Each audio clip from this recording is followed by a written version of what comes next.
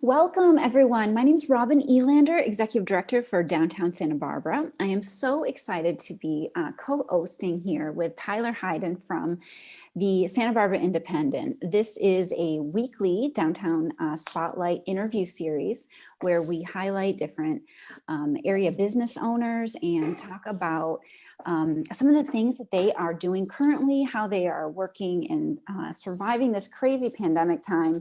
And this week's show is all about ode to animals as well as the people taking care of them. So our amazing Tyler has put together, you may have seen it on the front page of the Independent, an ode to animals issue from fur babies to working, did you call them stiffs? And he'll talk a little bit more about what is all in there. And we have the opportunity to speak with three business owners. And I'll hand it over to Tyler to introduce our guests. Thanks, Robin. Thank you for having us as always. With us today, we have Christopher Harris, who is board president of Care for Paws. We have Catalina Esteves from Cat Therapy and Rich Block from the Santa Barbara Zoo. Thank you guys again for being with us. This is a great group, and thanks for the plug, Robin, of our issue. It's one of my favorite issues every year, and this one just felt especially meaningful and significant, given everything that's going on and how pets and critters and animals have really helped, I think, a lot of us get through some tough times. Christopher and Rich had mentions in there, and Catalina, I'm looking forward to doing a story on cat therapy because I haven't been in there yet, and I've been wanting to for a long time. I've had friends who were there before the pandemic who had nothing but great things to say. So I'm looking forward. Such a special place. Yeah, it really is. Thank you. So you guys, let's just kind of take turns introducing yourselves. Well, we just did that. Introducing your organization. And it was funny because I know beforehand we were saying, just give a quick description of what you do. All three of you guys work for very well-known, very well-beloved places in town. And I think people have a general sense of what you do and the services you offer and the really special place you have here in Santa Barbara. So you can just give a brief description of what you do and who you serve, but also feel free to either say something you think people don't know about your organization that's sort of interesting or different, or maybe a milestone that you've reached this year recently, or something you guys are proud of that you want to plug. We'll keep it general that way. Rich, let's start with you if you don't mind. Yeah, I don't mind if I unmute myself. Yeah, thank you. It's really great to be here. The Santa Barbara Zoo first opened its doors to the public in 1963, and I was fortunate to come in as the chief executive officer in 1998. So it's really been a great adventure.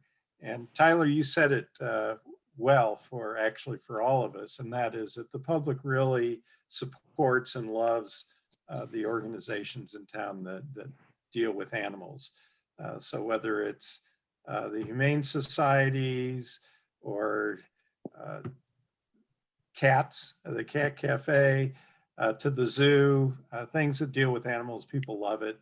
The Sea Center with the live collection out on the wharf. So it's terrific. It's a wonderful business to be in. People love to connect with animals. And it's really important because I think that's part of who we are, just as individuals, as beings. Scientists have often referred to this as kind of this genetic built-in connection that we seek this all the time. So it's wonderful. It's great for us to be back open. The other thing, everyone, whether you have pets or like to go to the Cat Cafe or the zoo or are looking to adopt an animal, it is a serious commitment. We don't furlough animals in the collection. We don't get really a vacation day. It is a 24/7 commitment.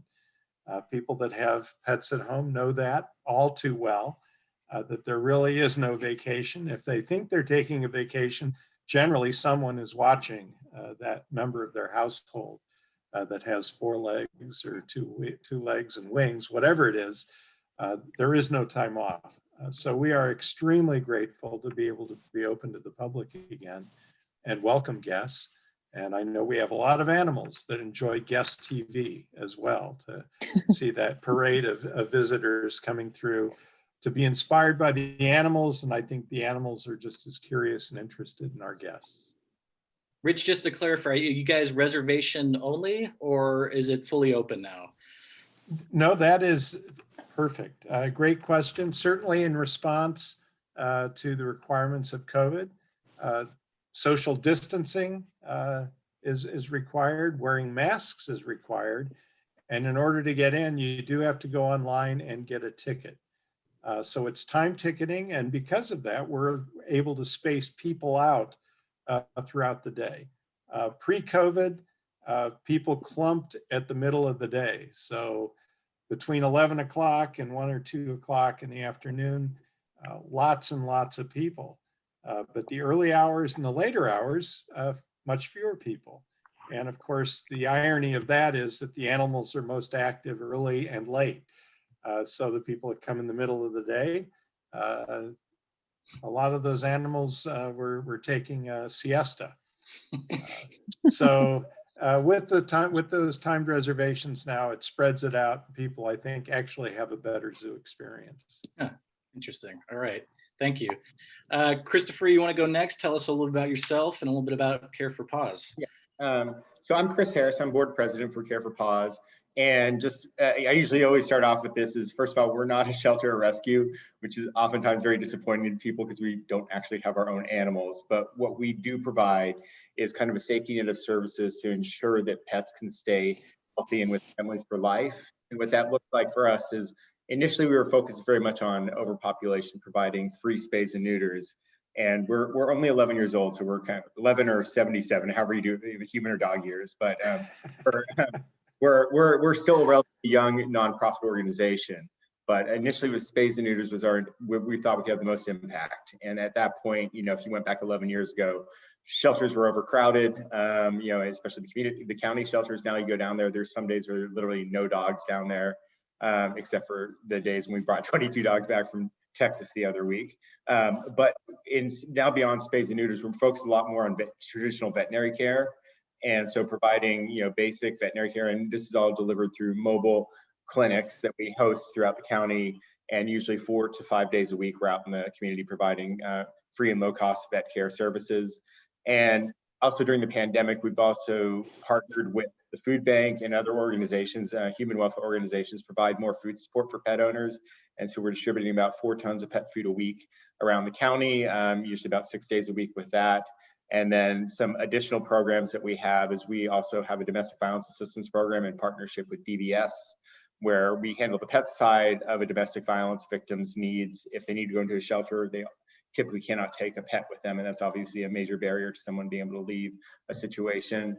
And then we work with the Home for Good programs in terms of servicing the homeless community. And so we're kind of starting to nibble at these kind of nexuses of animal and human welfare. And we're just trying to provide, again, that comprehensive safety net of services, seeing animal and human welfare so closely intertwined and looking for any of those niches or gaps in services and trying to provide that. And then just finally, just in terms of this last year, 2020 with the pandemic, as you can expect, there's a huge demand and need for our services. And we essentially doubled in terms of expenditures and budget last year. And so and our numbers obviously through the roof in terms of we're over 2,000 plus free spays and neuters during the year as compared to our previous high of a little less than 1,300. Another couple thousand of other procedures that can be anything from mask removals to dentals that we provided. But it's been a really rewarding and challenging and exciting time to be involved, also seeing the impact that we were able to have in terms of assisting pet owners in need. So. Before we move on to Catalina, tell us quickly about the Texas dog rescue story. I mean, that's just such a dramatic. Yeah, and it's one of those things that's, not typically we're not doing a lot of animal transport, but it was a unique situation. Yeah. Where the domino effect of Winter Storm Uri in Texas with the loss of power to the bulk of Texas, a lot of animals were evacuated to El Paso, and one El Paso shelter in particular was at double capacity. And our local county shelter was able to get the okay to pull animals from there, given the fact that we had relatively empty shelters. And Care for Paws, in partnership with them, said, we'll handle the transport side of things. So myself and our community outreach coordinator, Wendy Demansky, went out there, left on a Friday at about noon, hit LA traffic. Yes, there was still LA traffic on Friday in a pandemic, and got into Tucson about 1 a.m. and drove back at 8 a.m. the next morning with 22 dogs and a cat. I had 14 large dogs in my van, and it was quite the journey, but really, really heartwarming to just see the fact there were 500 applications for those 22 dogs, and just seeing the that's awesome. outreach community support there. And we're kind of noodling on the idea of whether we might do another pull from there. And so that could be in the works, but it was really great just seeing everyone pull together. And we also received monetary support from the Santa Barbara Animal Care Foundation to cover the costs of the transport, etc. So It's amazing. A lot of fun. Yeah, That's I'm sure, really special. I'm sure it was a really calm, relaxing drive for you back, right? Yes, it was.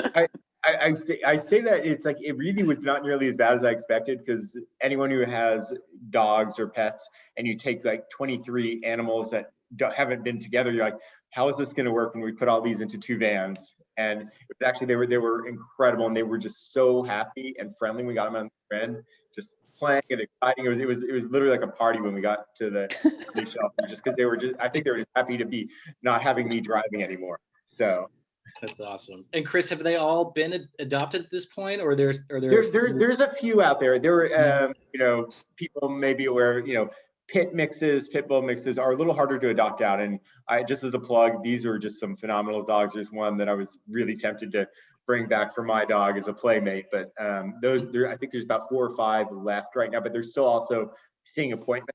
And there's dogs that are in the shelter at all times. So, I mean, that was the other thing I was kind of hoping people would take away. So it's not just whenever we're doing a pull from these disaster dogs and cats that people should think about looking out for maybe a new addition to the family. So. Right on. I feel bad for that one cat and 22 dogs. Oh, this outnumbered.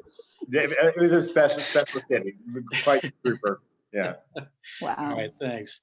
Well, Catalina, tell us about yourself, and tell us about cat therapy. How long have you guys been around now? Yeah, so we've been around now 3.5 years. So it's crazy. They flew by between one Thomas fire, the mudslide, a pandemic. We've had a great start to our, Right. but yeah, so I'm the founder and owner of Cat Therapy. We opened 3.5 years ago. Basically what we do is we foster cats that were at risk of euthanasia, or they were in living in the street or in at-risk situations, and we work through a rescue partner that we have. It's an amazing rescue organization called Stray Cat Alliance, and they're based out of LA. And what we do is when they go into these shelters and they take the cats that are at risk of euthanasia, or they find them, like I said, on the street. They get them healthy, and then the kitties that are taking a little longer to get adopted, sometimes they're in boarding facilities that they place them in, or in foster homes when they're taking a little while to get adopted, or they're specific cats, like they're special needs cats, or they just need more socializing. They're transferred here, so that we can give them a safe space to live in until they're adopted. So we act basically as a massive foster home, but a big part of our job is to socialize these cats, and then also promote them for adoption. So I'm gonna just flip the camera, because since I'm here, I can show you. For those of you who've never been here, it's a really cool concept because the cats are free roaming. If you know cats, they don't like to be confined. They love their big windows. They love to do their thing. When people are able to meet these cats in an environment that they're comfortable, they're able to really connect with their personalities, and that raises their chances of getting adopted, like, by a lot. I feel like cats are pretty misunderstood animals a lot of the times. They can, if they're not in an environment that they're super comfy, or if they're not socialized properly, they can have some attitudes that people don't love. But in a place like this, people fall in love all the time. What we do is People come in and they pay an entry fee. In that sense, it's a little bit like the zoo. And that entry fee helps obviously us pay our bills and the cat care and everything. But then, people can come in and adopt if they want to, but a lot of the times they just come in for fun. And that is great because it helps us get the cats socialized. So it's kind of not just us doing the work of socializing them, it's also the visitors. So yeah, the cats get adopted fairly quickly, although we do have some kitties that take more time. I just wanted to show you quickly, Bettina is a wonderful example of what we do alongside our rescue partner. She was going to be euthanized in a shelter in LA because she had an injury on her leg, and she had a condition that made her eyelashes ingrown, which was very painful for her, and she needed surgery to save her life. And the shelter, Santa Barbara is a no-kill city, and I always love saying that they do not euthanize cats or dogs here in Santa Barbara due to lack of space. But in LA, they still do, and it's a pretty sad reality. And so the rescue that we work with, went into the shelter, and they always notified them whenever there's cats that are at risk of euthanasia. They got her out of the shelter. They got her the surgery she needed. Her leg was basically useless. It was really badly injured. They got her the eyelash surgery she needed. She's super healthy now. So now we just, they just needed a little help in finding her a home. So we took her in here. She's here with her sister. Her sister's napping right now. But now people can come in and visit and really get to know her and her personality and hopefully adopt her. So now she will live here with us until she finds a home. And some kitties get adopted really quickly, like I was saying. Some take a little longer, like Fagin. I'm going to show you Fagin. Fagin's been here the longest of all here. He's been like maybe almost a year. Fagin's the one behind there. He's really shy, but he's really bonded with a lot of people that have walked in. It's just a matter of time until somebody that can adopt him, will come through and take him home. So that's very quickly kind of what we do. And yeah, I think something that people usually don't know about us is that we don't just do adoptions. So I feel like maybe visiting a shelter just for fun, unless you're a volunteer, it's a little bit harder, but here we encourage everybody to visit. It helps us a lot. These cats need exposure, and they need socializing, and obviously the entry fee is what helps us sustain this. So you don't need to be looking to adopt to come visit. That's the biggest thing I would say. Cool. How many cats do you guys have at any given time? So today we're running a little low on cats. We had a lot of adoptions last week. But I would say we have between 20 and 25, and it kind of depends on how well they're getting along. Sometimes we get, a bunch of kittens and they're all like having a massive cat party here, but sometimes adults can be a little bit trickier. And so we try to feel it out. But I think right now we have about 20, and our goal is usually to have 20 to 25. Got it. How do you not just want to take all of them home? Yeah, in the beginning it was really hard. And if anybody has fostered animals at home, it's really hard to really like part with them. But I think it's practice. Like we've just been able to really, well, all of the team members here actually have all now adopted one or two cats. Vivian is laughing because she yeah. I have been able to not adopt any, but it's taken a lot of mental work. I think where there are babies here while they're with us here, then once they go home to good families, it's so rewarding. So it's take a lot of willpower. Yeah. All right, well, let's shift a little bit and talk about how you guys have gotten through the pandemic. What challenges or opportunities have you been experiencing, and how have you gotten your organizations through to the other side? Rich, let's start with you. Obviously, the zoo had major challenges being shut down for so long. A lot of your guys' revenue coming from ticket sales. So how are you able to continue on, to march on? And you talked about the reopening, but what else can we expect hopefully in the next couple months or few months? Well, the pandemic has been, because we're not through it yet, has been Right. an amazing experience. But in a way, we just celebrated the first time that we had to close, which was back on March 17th of last year. We have a very dynamic, amazing group of senior managers, directors responsible for all areas of the zoo. And at the time that we had to close, they began immediately developing plans on reopening and what we would have to put in place. So working with the direction of county health and certainly California Department of Health and CDC, we crafted a basically a safety plan that would allow us, when given the opportunity, to reopen and put measures in place like we talked before.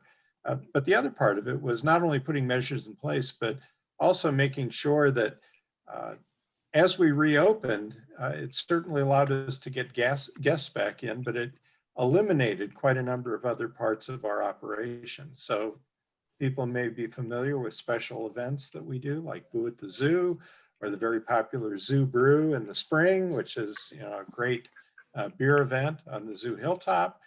Our Zufari Ball, big annual fundraiser. But then even in addition to that, all of the private events that take place at the zoo, from weddings to special parties, and all of those are important sources of revenue for us.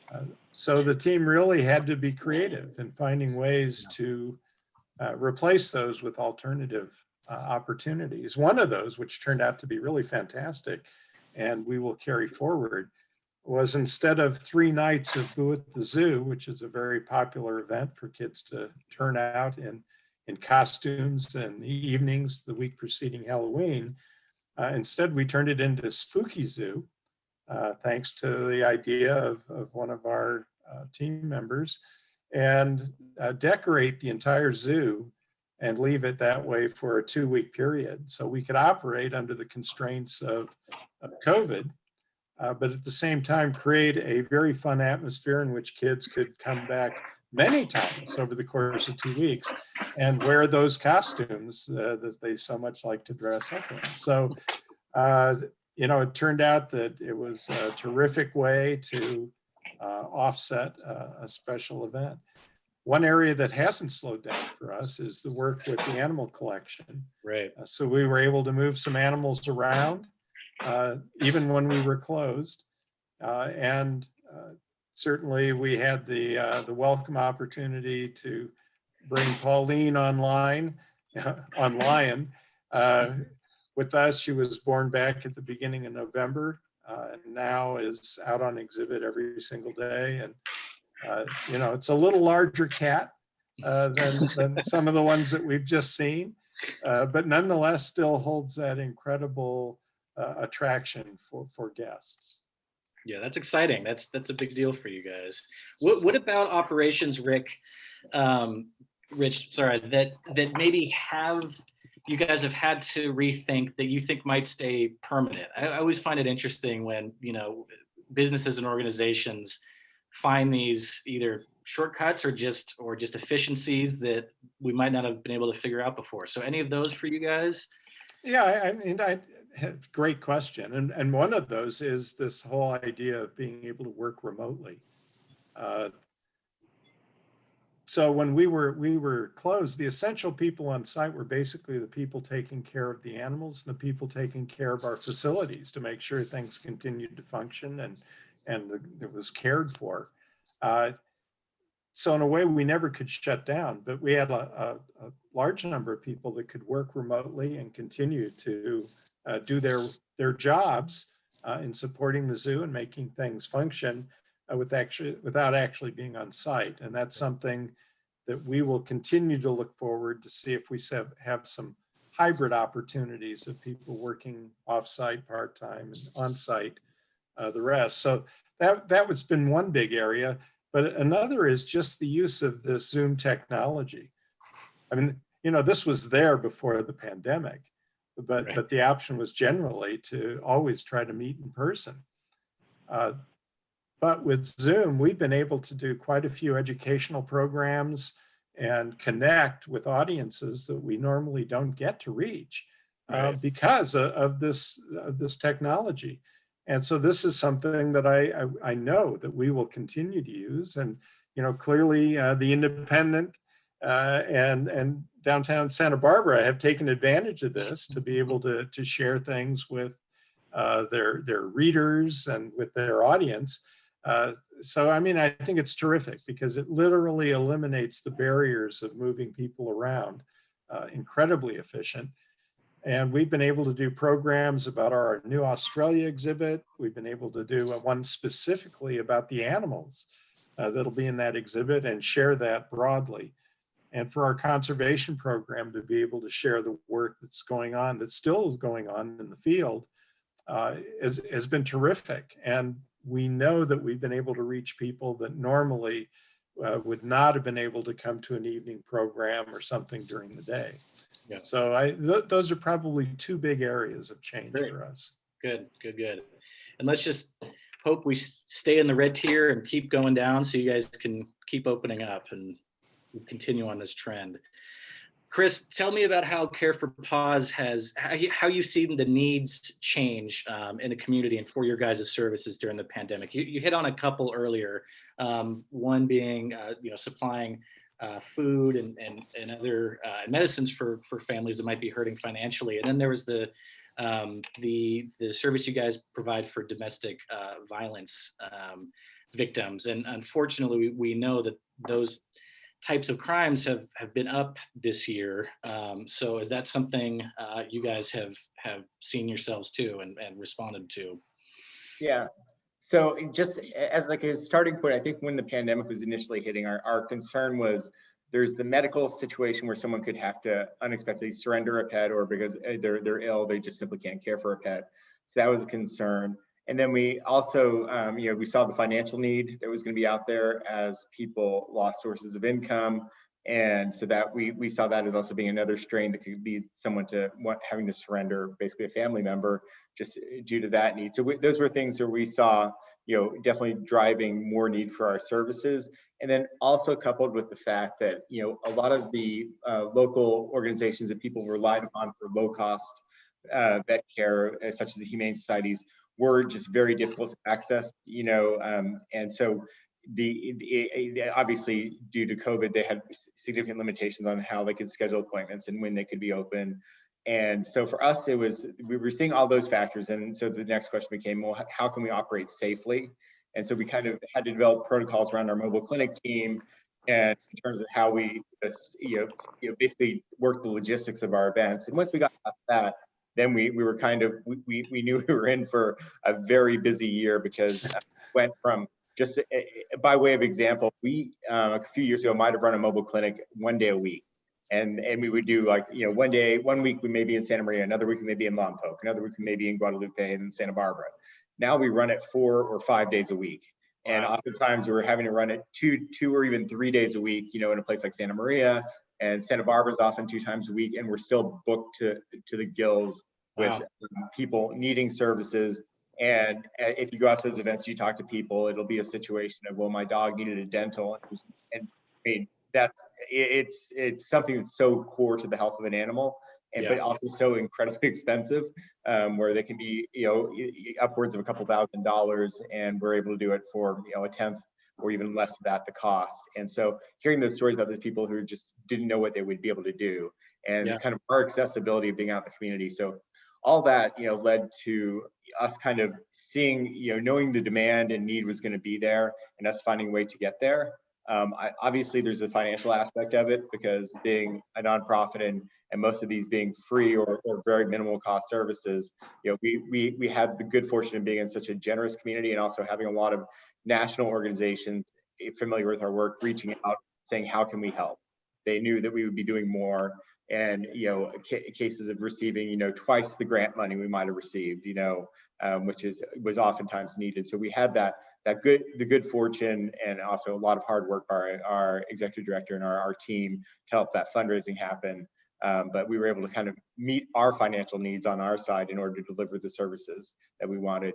And then going back to the domestic violence, yeah, you're exactly right. We were expecting at some point more of a tidal wave of domestic violence needs out there. It was a little bit more steady than we expected, which is on one hand, you know, that's not terrible, but obviously it raises a concern about underreported cases and the difficulty that sheltering in place creates for the domestic violence situation. But that was actually a program we had just formally launched in January of 2020. So we were just bringing it off the ground. So we learned a lot, but we were definitely saw that need out there. And obviously the homeless community, which is felt like it's grown, and that's been an area where we've had to kind of redouble some of our efforts and try to provide some additional services and some additional support around there. But yeah, so we've been able, and also I would be remiss to not mention the number of partners that we've had, nonprofit partners like ASAP, Rescue Cats, even for-profit businesses like DOG and Limos, who saw what we were doing. They're saying, how can we help? And they've helped us with, like, for example, DOG gives us storage space, because 4 tons of pet food a week, that means at any given time, we probably have 20 tons of pet food. And we are always been a virtual organization. We don't have a physical location. So they stepped up and were able to give us space there. Limos said, well, how come they aren't getting us food at less than half of normal price? So it's been really wonderful seeing just how everyone's pulled together to help make it possible for us. Do you guys take volunteers, Chris? Yeah, we do have volunteers. And if you go to our website, which is just the CRE4, and then the number 4, then Paws, PAWS. There's a volunteer section there. Cool. Most of our volunteering, you know, we usually need help with the kind of the food distribution, the prep for that. It's extremely exciting, which it involves a lot of times getting pallets and pallets and pallets of 40-pound bags of food and breaking them down into Ziploc bags for distribution. But I guarantee you, we do have a lot of fun people there, but we do need help around that. We've had groups like the Rotary and individual volunteers help with that. And then we also do need like fosters for our domestic violence program. And so that's another area of need for us. But I would encourage people who are interested to go check out our volunteer section of our website, and you can kind of submit the application, and we can try to match you with something that fits your interest. Cool. Perfect. Thanks. All right, Catalina, tell us about how you've weathered the pandemic. I'm guessing you guys had to close down for a while, quite a while. I'm not sure where cat therapy falls in the tiers. So tell us how that's gone. Yeah. Yeah, obviously it's crazy. We just came onto a year of the pandemic and the shutdowns. So yeah, exactly a year ago now, around this week, you know, when the shutdown started, we had to shut down. We had to completely close the store. And as I've mentioned before, our only source of income was at that time the entry fees that people would pay to come in and visit the cats. And without that being a possibility anymore, it was definitely an interesting time to try to figure out, like, okay, we don't want to give up on the cats. Like, we don't want to burden the rescue that we got these kitties from with, you know, 25 to 30 cats going back to where? I mean, because they came here because there weren't any other places to take them. So and also I have a team of about five girls that are you know, paid employees, and we needed to figure out a way to just keep the cats here and somehow pay them, and without anybody being able to visit. So and this is something I was so amazed in a time like that, where people were losing their jobs and they were going through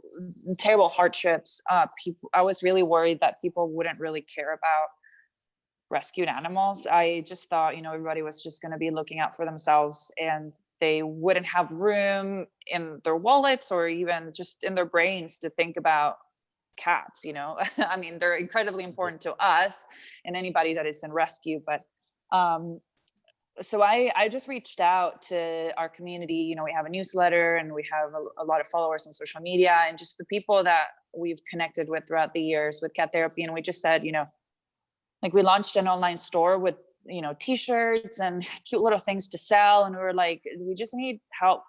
Like, is anybody, you know, interested in shopping our online store? And we started doing some virtual events and asking people to donate if they could, towards the event, like a virtual yoga class. We did a virtual wine class. And people's response was incredible. They really showed us that, this town and this community really truly cares about animals. And they shopped our online store. They, contributed towards those live events that we were doing, and they kind of kept us going through those kinds of things. They kept us going until we were able to slowly reopen a little bit. We're a mixture between essential business, because we're caring for animals, and also retail. So we were able to open at a very, very small capacity. We started doing private events, not private events, like private visits, as opposed to like the regular visits where you would be in the place with 15 people in the room, just so people could pay for just being by themselves in the whole place, if that was something they needed to feel safe, or also, doing regular visits, but at a way lower capacity. Mhm. And with that, plus developing the online store, we kind of got through the worst part of it. And then now we are at a point where that online store has been like an amazing thing, that it's not something we thought about before, but thanks to the pandemic, now we have this thing where people from all over the country and even from all over the world can contribute through, purchasing the merchandise that we design and that we sell online, and help us support the cats here so that we can keep employing our team and we can keep marketing our cats for adoption. So last year, despite the shutdowns and everything, we kept doing adoptions. We had 175 adoptions, which Wow. is a good number if you think about like the tiny space that we have. Like that is, a lot of kitties that we were able to, get adopted and help save. So we were really Wonderful. happy about that. Yeah. And we kept our whole team employed. They're really, really amazing girls that were super supportive of all the changes we had to do. They were really patient. Every single week, it was something different. Yeah. But yeah, That's amazing. I'm very proud of this community and what they will do to support animals. Yeah, I mean, that's just incredible, the online store that you guys launched. I mean, that's basically starting a new business, right? I mean, you had to design stuff and figure out how to get it made and have a usable online store. And actually, that reminded me, my wife bought one of your guys' sweatshirts as a gift for a Oh, friend. fun. She loves it. But yeah, so Yeah. that must have taken a pretty hard pivot for you, kind of learning on the fly. Yeah, it was pretty exhilarating in a way. Like when things started going really badly with the pandemic, it was like, okay, we need to figure out some way to save this place and be able to, keep the cats. And so that kind of was like, just gave us the energy to just come up with something. And sometimes when really hard things like that happen, that's when you truly pivot. And I think now I'm really happy that we have that online store.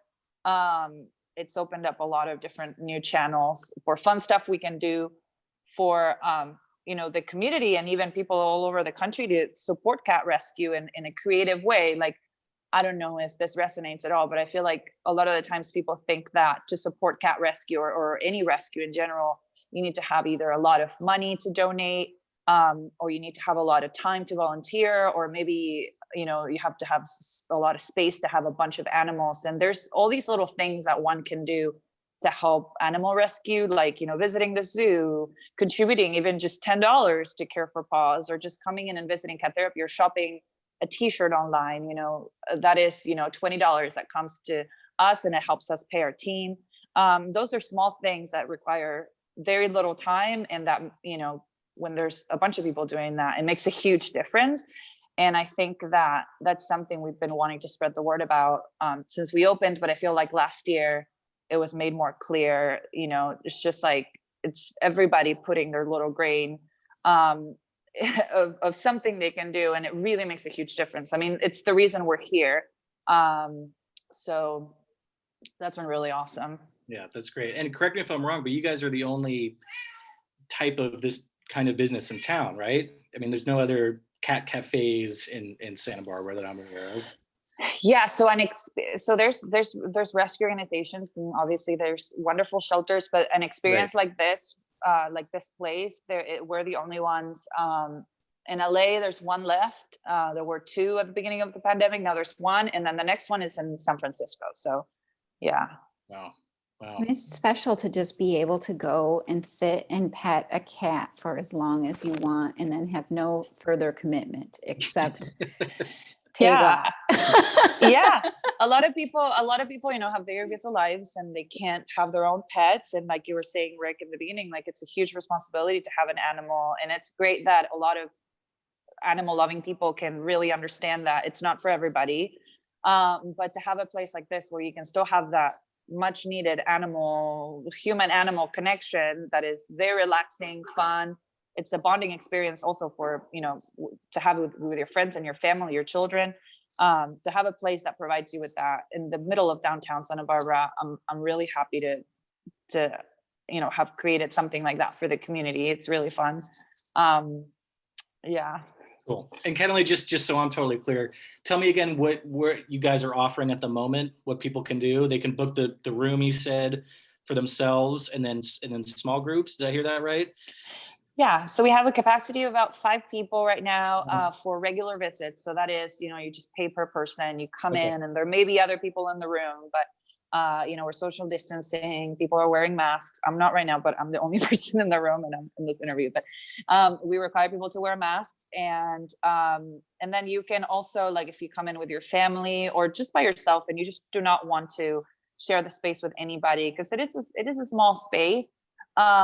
If you want to just have a private experience, you can just book it online, and we've made the price very affordable so that anybody that really wants to experience this, but they cannot risk being even close to a person, even with masks on, or they don't want to, they can do it. So that's what we're doing. And then the online store, like I was saying, Nice. where we have a bunch of really cool cat themed merchandise that we've designed, like this shirt that I'm wearing right now. Yeah, right on. Okay, you guys. Well, I think I covered all the ground I meant to, unless there's anything we haven't talked about that you wanted to mention. Anything coming up you want to plug, or any events that people should know about? I'll let our guest speak first, and then I have a couple things to share. Please. Yeah, I was just gonna go ahead and let people know that in early April, and it'll be the weekend of April 10th and 11th, we're going to be doing a countywide food drive. We're just starting to get the press out there, but in coordination with the county shelters, we're actually opening kind of permanent pet resource centers at the county shelters where people can go for any basic pet supplies, whether it be food, leashes, collars, beds, jackets, things like that. So we're going to be doing a drive to try to, raise awareness of this, and also obviously hope to raise some donations. So look for that upcoming for us. But we're excited to get that partnership going. Another thing about us, we're very much about partnerships. And so we have MOUs left and right with so many different nonprofits. And we think that's really important to be collaborative and try to work together. So. That's great. Can we all appreciate Catalina's genius marketing? Yes, I know. I just want to come over there and hug a cat right now. Shoot. Yeah, but this is a trap. This is a trap. She is not wanting me to pet her belly. This is literally a trap. So just so you know. Can we test that? Yeah. I may lose my hand. Yeah. Oh, yeah. Oh, she's being really cute. Now maybe it is an invitation to pet her belly. I don't know. I wouldn't want to risk it. She's a cat of a lot of passion and emotions. She is like a Latin American cat. She is very loving, but then when you get her in the wrong mood, it's interesting. It's an experience. Right? Exactly. Yeah, she's very human-like in her personality, and we love her for it. Rich, anything you want to mention before we sign off? Yeah, I just encourage people to go to the zoo website, which is www.sbzoo.org, because we have so many programs in the area of education that's a great way for people to look at the spring, especially with the camp situation coming up in the spring as well as this summer. But we have a lot of diverse offerings that are available right now online or at the zoo, as well as a wonderful description of our conservation program. We have a very dedicated, committed crew of people that have continued to work on behalf of wildlife in our area, including California condors, island foxes, southern sea otters, western pond turtles, monarch butterflies, western snowy plovers, and a host of others. So anyway, it's a great website and a lot of information. Yeah, I just wanted to say that I've been coming into the zoo pretty much every week because a friend gifted me and my little son a membership. And it's been really comfortable to go. I was worried that it would be crowded and stuff, and it's not at all. It's been really safe. And thanks to going to the zoo pretty much every week, my son, my 1.5-year-old, already knows all the sounds all the animals make. And so he'll see like a lion on TV and he'll roar like the lion. And we've gone to see the little baby Pauline super close, which is such an experience for a little boy of his age. So yeah, I also, I wanted to share my experience because I think the zoo is just incredible. It is. Well, go ahead. I got one thing to plug, and then Robin, I'll let you go. The Independent's hosting its Fido's photo contest right now, where if you submit a photo of your dog and it gets the most votes, it'll get printed in our April 8th issue. And the winning dog also gets a weekend getaway package of 3 nights boarding at the Rough Ranch. And that's good for everyone. It's good for the dog, good for the owner, good for the Rough Ranch. So be sure to submit. Where's the cat contest? Catalina, that's a dang good point. Yeah. We'll have to rethink some things or do both. Yeah, we need to talk. There we go. Yeah. Or you host one. I can imagine you get some good photos there. Yeah. I was going to say, full disclosure, it was only about 4 years ago that we actually finally got a cat on our Care for Paws logo. So I know I don't have any excuses, but we at least corrected it. It's there now. Thank you for correcting that. Well, this has been super fun to get to know you all and what you do for the community, which is all super special stuff. And I also would be remiss without celebrating Tyler's birthday today. So we definitely have to give a shout out for this amazing editor at the Independent who's been doing so many things, including supporting these great folks. So I want to just share a couple things that are coming up next week and with our downtown organization. So for the next show, we are going to be talking about it's called Back to the Screen and Stage. So I'll be co-hosting with Independent's Charles Donnellan. We're going to be speaking with David Corwin from the Metropolitan Theaters, Benjamin Godair from SBIFF, the International Film Festival here locally, also Shannon from the same, and then Catherine Martin from Santa Barbara Symphony. So we're so excited to speak with them. That's going to be on here again next Thursday at 3. And I am also very excited to share that we are officially in the red tier, which means downtown is even more open than it's been. Some of the things that you can do now that you weren't able to do before is go to restaurants inside, woohoo, at 25% capacity. We also have some additional places open. Some fitness centers, gyms, and dance studios may now operate indoors at 10% capacity. So we are moving in the right direction, and these movie theaters also can open indoors at 25 capacity. So there's more to that, but I'll stop at that. And then today and also every Thursday downtown, we have our State Street Promenade Market, which has started at 3 o'clock and goes till 7:30. So we continue to expand that. Lots of great vendors to check out. Visit our website. We are really adding more and more things as people open there. We have different categorical guides for if you want to visit breweries, if you want to visit spas. It's all on our website at downtownsb.org. So thank you, Tyler. I hope you have a wonderful birthday. Thank you. One last thing, Robin. Happy birthday. Go ahead. One last thing. Catalina, you'll be happy to hear we have our cat photo contest happening in October. I just heard. Oh, all right. Oh, Ask okay. what you shall receive. There it is. So Thank visit- you. That was quick. Yeah, we're Visit quick. visit and support these great organizations you heard from today. And if you have not seen some of these shows before, they're all available. All of our past interviews since September are both on the Independence website as well as downtownsb.org. So we'll see you guys next time and have a great day. Thank you. Thanks, Thank guys. you so much. Bye. Bye-bye.